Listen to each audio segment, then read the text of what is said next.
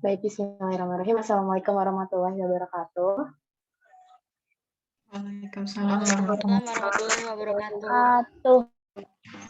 Sebelumnya terima kasih untuk teman-teman yang udah join di Zoom kali ini. Nah, berhubung kita tadi udah buka sesi pertanyaan, jadi teman-teman yang ingin bertanya boleh langsung raise hand untuk bertanya ya.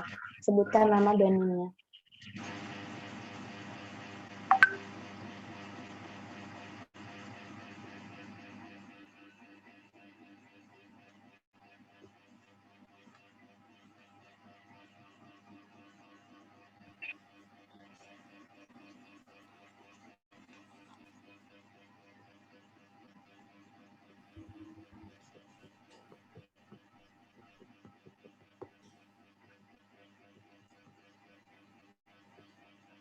Sepertinya sudah ada yang raise hand. Saya pilih urutannya ya. Untuk urutan pertama itu ada Liza, kedua itu ada Fabiana, dan ketiga itu ada Sekarayu. Silakan teman-teman yang ingin bertanya boleh langsung open mic ya.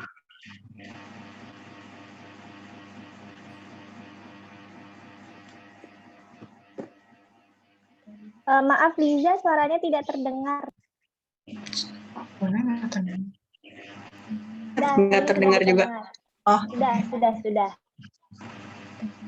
Saya izin bertanya kepada kelompok 1. Pertanyaannya adalah, menurut kelompok kalian dari beberapa kurikulum yang sudah diterapkan di Indonesia, apakah kurikulum tersebut betul-betul sudah menerapkan landasan filosofis, logis, sosiologis, dan iptek yang seperti kalian sebutkan di PowerPoint?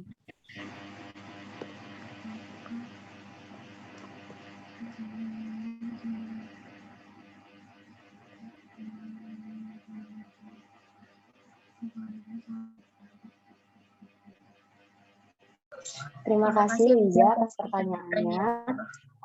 Mungkin bisa kita tampung dulu ya pertanyaannya, dilanjut dengan pertanyaan dari Wulan.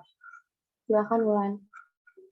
Sebelumnya terima kasih atas kesempatannya. Saya Fabiana Wulandari dari kelompok 8 izin bertanya kepada kelompok 1. Bagaimana filosofis, psikologi, sosiologi, dan perkembangan iptek dapat menjadi landasan yang penting dalam pengembangan kurikulum? Bagaimana pengembangan kurikulum apabila ada salah satu dari 4 landasan tersebut yang filosofis, psikologi, sosiologi, dan perkembangan iptek, salah satunya itu nggak ada. Dan apakah kurikulum itu masih bisa tetap dikembangkan? Terima kasih.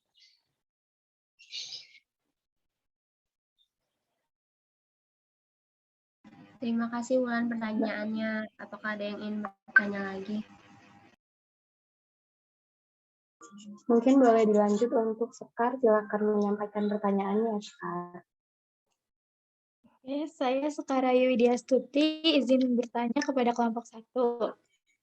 Kurikulum dikembangkan dengan dilandasi oleh berbagai landasan, diantaranya yaitu landasan psikologis peserta didik. Sedangkan saat pandemi ini kan Kemendikbud telah menerbitkan kurikulum darurat untuk digunakan dalam PJJ dengan menyederhanakan kompetensi dasar.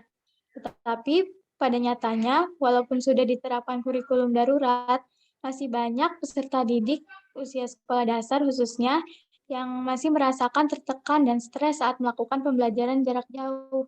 Nah, apakah menurut kelompok kalian pengembangan kurikulum darurat ini termasuk gagal menjadikan psikologi sebagai landasannya? Terima kasih.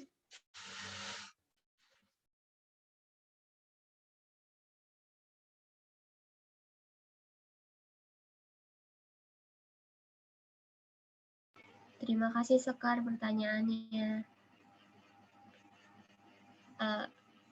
Apakah ada yang ingin bertanya lagi?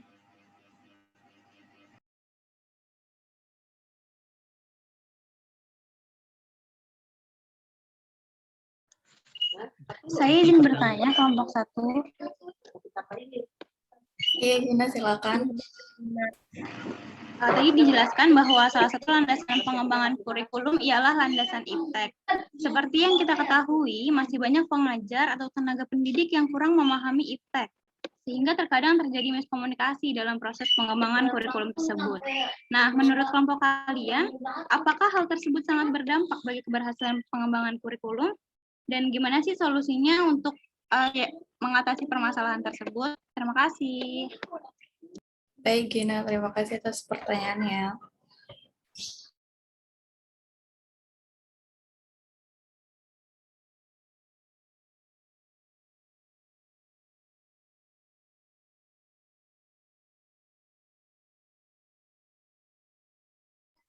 Baik, terima kasih Gina atas pertanyaannya. Adakah yang ingin bertanya lagi, teman-teman? Boleh silakan raise hand dan open mic ya.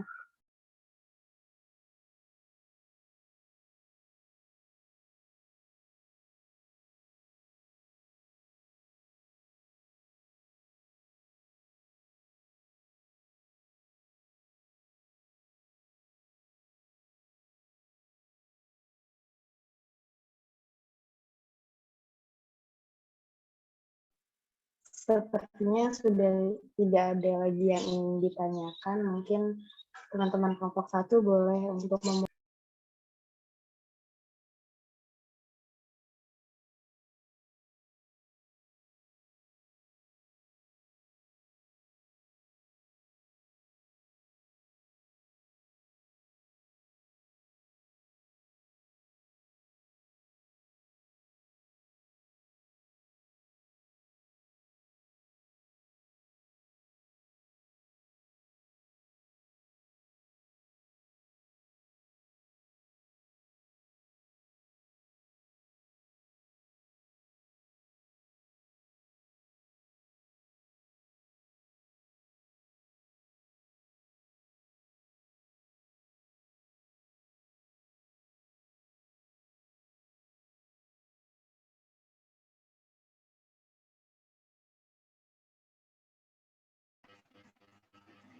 Baik, saya Mutia Ramadhani dari kelompok 1 ingin menjawab pertanyaan dari Gina Larasiwi. Pertanyaannya tadi banyak sekali terkadang banyak peserta didik atau pengajar yang kurang begitu paham dengan iptek, sehingga pengembangan kurikulum menjadi kurang optimal. Nah, pertanyaannya tadi, apakah hal tersebut sangat berpengaruh dengan keberhasilan pengembangan kurikulum dan solusinya apa? Menurut saya, hal itu sangat berpengaruh terhadap keberhasilan pengembangan kurikulum. Karena dapat kita lihat saat ini juga pembelajaran di masa pandemi dilakukan secara daring, yang mana guru dituntut untuk paham dan melek teknologi. Peranan pendidik itu sangat penting dalam penyampaian materi ajar. Maka dari itu pengembangan iptek harus dilakukan oleh pendidik melalui pemanfaatan media belajar, sumber belajar, sistem penyampaian, pengembangan, dan lain-lainnya. Jadi sangat berpengaruh Gina menurut saya. Lalu solusinya, solusi yang bisa dilakukan yaitu sosialisasi atau pelatihan terhadap guru-guru di sekolah tersebut mengenai perangkat-perangkat, media pembelajaran, sumber belajar yang berhubungan dengan teknologi tersebut. Seperti itu Gina. Apakah sudah jelas?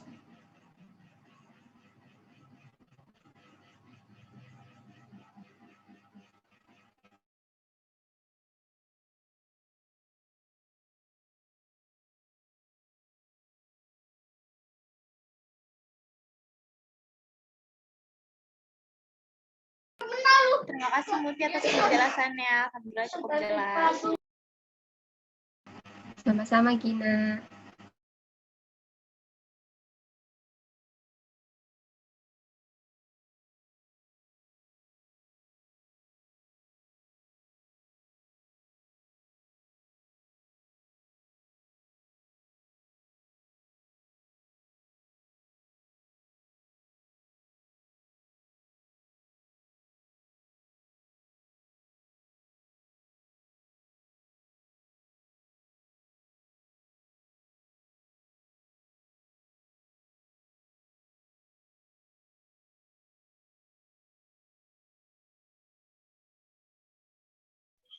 Baik, selanjutnya mungkin kami akan mencoba untuk menjawab pertanyaan dari Sekar.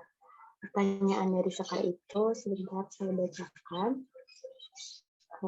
Kurang lebihnya itu terkait dengan landasan psikologis yang jadi landasan pengembangan kurikulum di kurikulum darurat ini. Jadi kurikulum dikembangkan dengan dilandasi oleh berbagai landasan, salah satunya itu tadi landasan psikologis peserta didik. Nah, saat pandemi ini, Kemendikbud itu telah menerbitkan kurikulum darurat untuk digunakan dalam PJJ dengan menyederhanakan kompetensi dasar.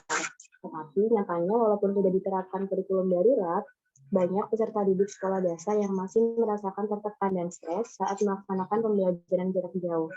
Apakah menurut kelompok 1, pengembangan kurikulum darurat ini sudah termasuk gagal menjadikan psikologi sebagai landasannya? Nah, jawabannya menurut kami sebenarnya kalau dibilang gagal mungkin kurang tepat ya katanya. Mungkin kata-kata yang bisa menjelaskan itu bisa dibilang kurang efisien atau efektif. Jadi landasan psikologis yang sebenarnya menjadi dasar dari pengembangan kurikulum darurat itu belum tercapai nih. Jadi masih perlu lagi dievaluasi karena landasan psikologis itu, kurikulum itu dituntut untuk mengerti atau memahami bagaimana kondisi dari siswa atau peserta didik. Nah, sedangkan seperti yang kita tahu, pada realitanya atau kenyataannya atau pelaksanaannya di PJJ ini tuh kita kadang kita juga mungkin ngerasain ya, yang punya adik atau saudara yang masih sekolah gitu, mungkin adik-adiknya itu kayak dibebani dengan berbagai tugas, mulai dari tugas yang teori sampai tugas praktek, tugas bikin video yang mungkin kalau misalnya kita lihat lagi bisa aja membuat si adik-adik ini, anak-anak kita ini terlalu tertekan psikologinya, jadi mentalnya juga kurang diperhatikan gitu, apalagi keadaan di rumah yang mungkin latar belakang orang tuanya itu sangat beragam ya. Ada orang tuanya yang mungkin bukan cuma mengurus adiknya si anak ini untuk mendampingi dia belajar, tapi juga harus mengurus anak yang lain belajar juga. Jadi mungkin perhatiannya juga terbagi dan anak ini mungkin bisa stres. Nah, kalau misalnya dibilang gagal itu mungkin belum bisa dibilang gagal karena sebenarnya Kemendikbud pun kayak sudah mencanangkan Merdeka Belajar kan, kayak sudah ada guru itu dibebaskan nih proses pembelajaran itu nanti mau dibawa kemana, karena dalam kelas itu yang punya wewenang atau yang megang setir atau nahkodanya di dalam kapalnya itu kan guru. Jadi guru yang membawa kelas itu mau dibawa kemana, mau dia menggunakan metode belajar yang seperti apa, strategi pembelajaran dan pendekatannya seperti apa, itu tergantung pada guru. Jadi kalau misalnya dikatakan gagal itu mungkin relatif ya, karena kembali lagi ke gurunya gitu loh, gimana guru menerapkan kurikulum darurat ini ke kelasnya. Jadi gimana cara guru biar anak tidak tertekan, ya gimana cara gurunya itu. Mungkin kalau misalnya dibilang gagal, mungkin kami belum setuju karena mungkin belum efektif mungkin ya, karena belum tercapai semuanya, belum merata. Jadi masih ada beberapa sekolah atau guru yang masih belum perhatikan psikologis anak didiknya, tapi mungkin di luar sana juga sebenarnya banyak guru yang menggunakan metode-metode atau strategi pendekatan pembelajaran yang menyenangkan untuk anaknya. Jadi anaknya lebih semangat lagi sekolahnya. Karena kalau nggak salah di TikTok itu ada kayak semacam guru tapi dia masih guru baru gitu. Nah, beliau ini mengajarkan anaknya meskipun dia bukan anak usia sekolah dasar atau sekolah tinggi, itu kebetulan usia PAUD ya, usia PAUD. Nah, guru ini bisa membawa kelas ini jadi lebih menarik dan menyenangkan gitu. Ada interaksi antara anak dan guru, anak dan teman. Jadi kalau bisa dibilang dalam pembelajaran itu landasan psikologis udah tercapai nih, udah dipenuhi sama guru itu dan kelas itu. Jadi kalau misalnya dibilang gagal, mungkin nggak semuanya dibilang gagal karena mungkin ada beberapa juga yang sudah berhasil meletakkan landasan psikologis itu sebagai pengembangan kurikulum dalam belajarnya. Mungkin seperti itu sekarang. Mungkin kalau misalnya ada teman-teman yang lain yang ingin menambahkan, silakan ditambahkan. Dan Sekar, apakah ada tanggapan untuk jawabannya? Baik, Sasti, terima kasih. Jadi, landasan psikologi kurikulum darurat ini bukan termasuk gagal ya, tapi hanya kurang efisien dan masih perlu beberapa evaluasi lagi. Dan juga tergantung dengan peran guru dalam menerapkan pembelajaran jarak jauh di dalam kelasnya. Terima kasih. Betul, Sekar. Terima kasih kembali.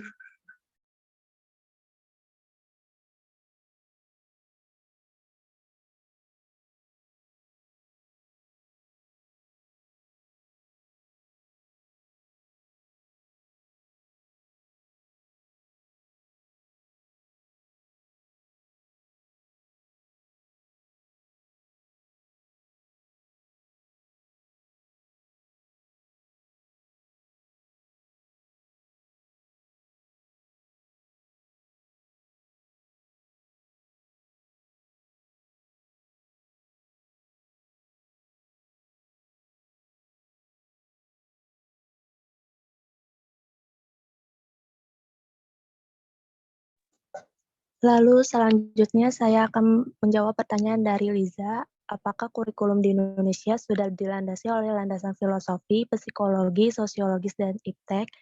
Jawabannya adalah sudah. Kurikulum di Indonesia sudah dilandasi oleh 4 landasan. Yang pertama, landasan filosofi. Landasan filosofi sendiri itu membahas segala permasalahan manusia, termasuk pendidikan yang disebut filsafat pendidikan. Filsafat ini memberikan praktik pendidikan yang kemudian praktik ini memberikan bahan bagi pertimbangan filosofinya. Filsafat merupakan induk dari segala ilmu. Masing-masing negara memiliki pandangan filosofis yang berbeda. Di Indonesia sendiri ini, landasan kurikulum filosofisnya berlandaskan pada Pancasila. Lalu ada psikologis. Psikologis sendiri merupakan salah satu azas dalam pengembangan kurikulum yang harus dipertimbangkan oleh para pengembang kurikulum, karena proses pendidikannya memegang peranan sentral. Dalam proses pendidikan terjadi interaksi antar manusia, yaitu antara siswa dengan pendidik dan juga siswa dengan manusia lainnya. Artinya landasan psikologi harus dilandasi penyusunan kurikulum karena psikologi berkaitan dengan perilaku manusia. Dalam pengembangan kurikulum di Indonesia sendiri ini minimal ada 2 landasan yang mempengaruhinya, yaitu psikologi perkembangan dan psikologi belajar.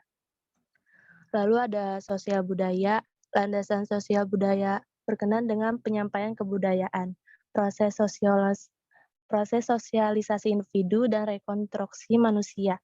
Masyarakat mempunyai norma yang harus dikenal dan mewujudkan peserta didik dalam membentuk perilakunya. Karena peserta didik harus hidup dalam bermasyarakat, maka masyarakat harus dijadikan sebagai suatu faktor yang harus dipertimbangkan dalam pengembangan kurikulum di Indonesia. Lalu ada landasan iptek. Landasan iptek sendiri tidak bisa dipisahkan, keduanya mengalami perkembangan secara bersama-sama sejak abad pertengahan. Mengingat pendidikan merupakan upaya penyiapan siswa dalam menghadapi perubahan, termasuk perubahan ilmu pengetahuan, teknologi, dan seni, maka pengembangan kurikulum sekolah di Indonesia ini harus berlandaskan iptek dan secara tidak langsung menjadi isi materi pada pendidikan di Indonesia. Bagaimana, Liza? Apakah sudah terjawab? Maaf, Putri izin bertanya lagi. Berarti kan dari kurikulum yang awal sekali itu kan, seingat saya kurikulum 1947. Berarti di situ sudah menerapkan landasan-landasan yang lainnya juga ya? Karena setahu saya di kurikulum yang awal-awal itu belum menekankan kepada pengetahuan, hanya lebih ke pengembangan pendidikan karakter seperti itu. Bagaimana Putri?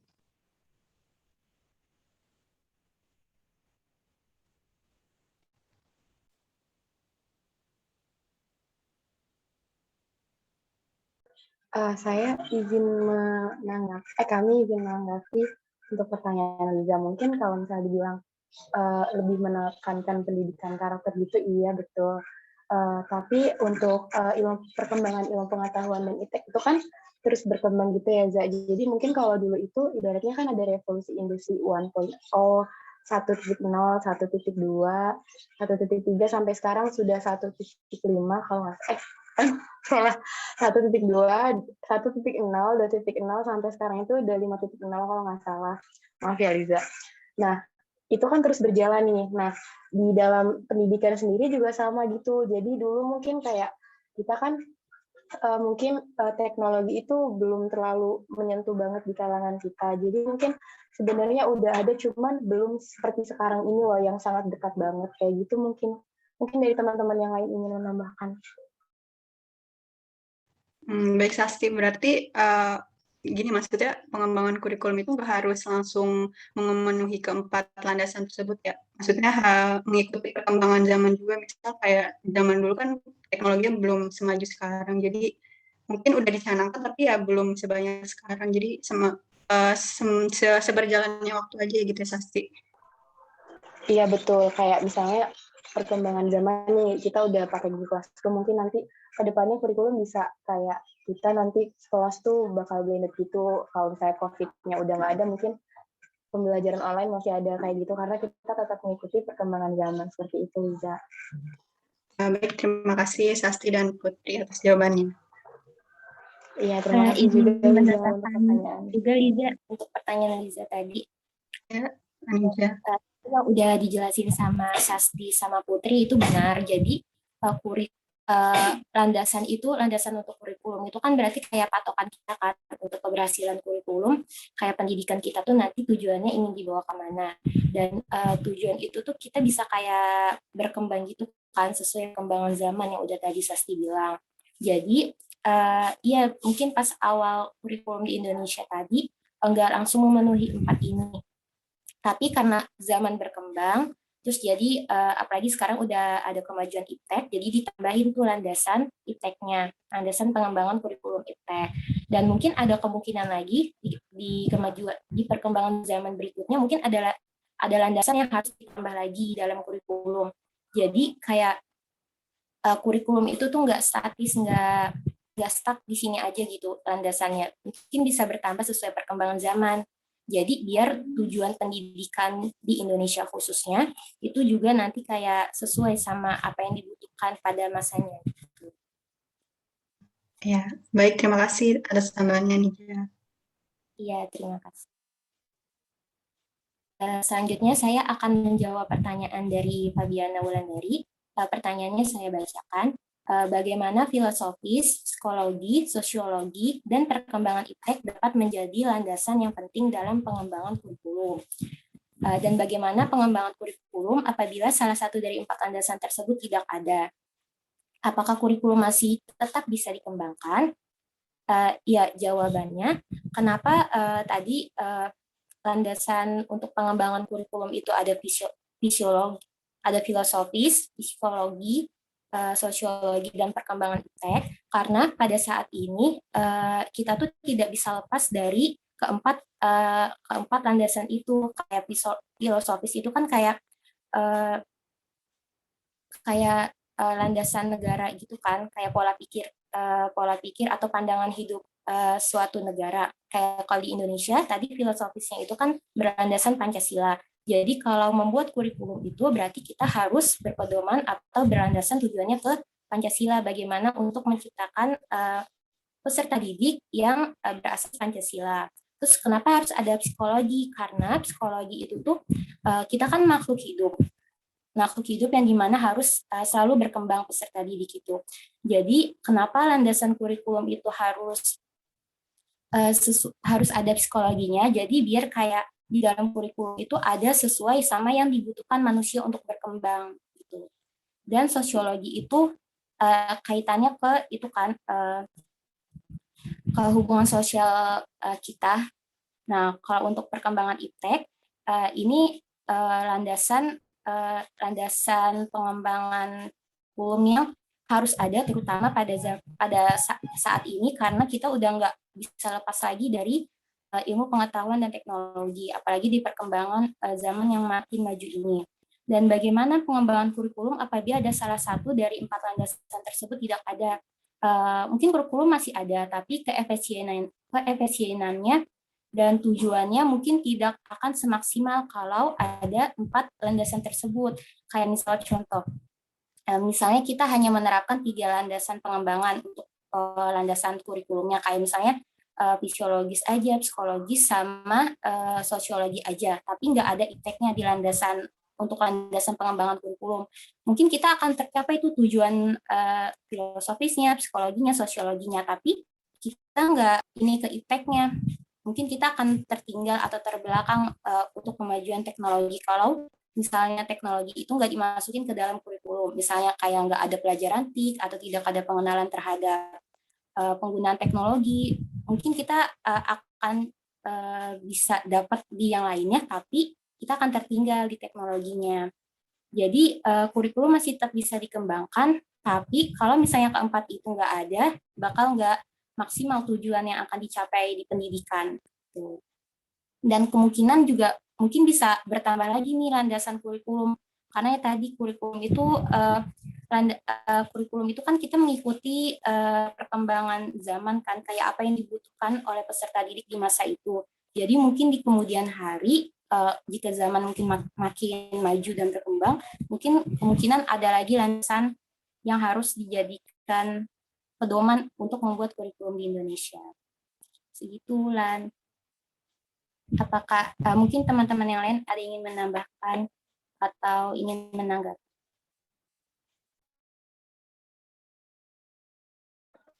Baik, Anija, terima kasih. Jadi, keempat landasan